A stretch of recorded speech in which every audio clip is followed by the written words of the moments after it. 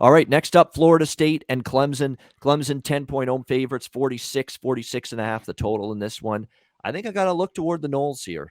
I really do. This could be that game. Now this is where, reality sinks in for this Clemson team that's used to competing for national championships, that's used to being in the playoff. Well, guess what?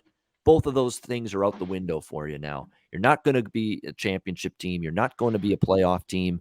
You've lost now 2 games this year. You worry about now what you're going to, and they still haven't covered a damn point spread this year. That's another thing we have to mention. Now 0-7 against the spread this year, the Clemson Tigers.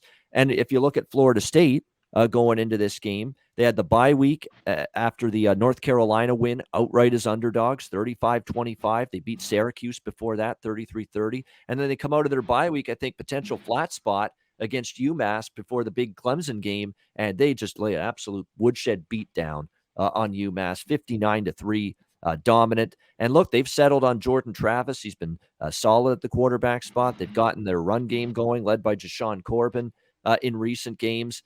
Clemson's defense, finally, couldn't bail out their inept, struggling offense. And DJ Uiagalelei gets benched late in that game by Dabo Sweeney as well. So you got who's going to be the quarterback? Do they go back to DJU? Do they turn to Tyson Fomachan instead at the quarterback spot, who had only 58% completions last week for Clemson? I don't know.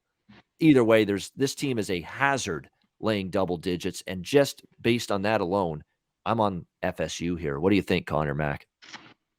Yeah, I've been on Florida State. The last few weeks they've been playing a lot better. I didn't take them to UMass, but they just waxed them. But I took them the few weeks before. It's North Carolina.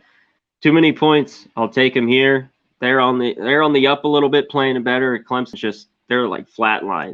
That this offense is just horrible. And I'm going to go right back to it. The only reason it went over by a point was because it went to OT, I think, the NC State game. Every Clemson game, under.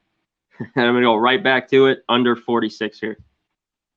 Be careful of looking at series history, and I know it's been ugly the last 3 years for Florida State against Clemson. Gotten whipped. Yeah, 45-14, 59-10, 31-14, but this is clearly not that same Clemson team, and that's why I'm willing. And look, Florida State's putting it together the last 3 weeks. They've played better, so I'm willing to take them here, getting the double digits in this game. And again, you're talking about a team that's over against the spread, Clemson. They got to show me they can cover a number, or otherwise I'm going to keep betting against them, which I've been doing during this run.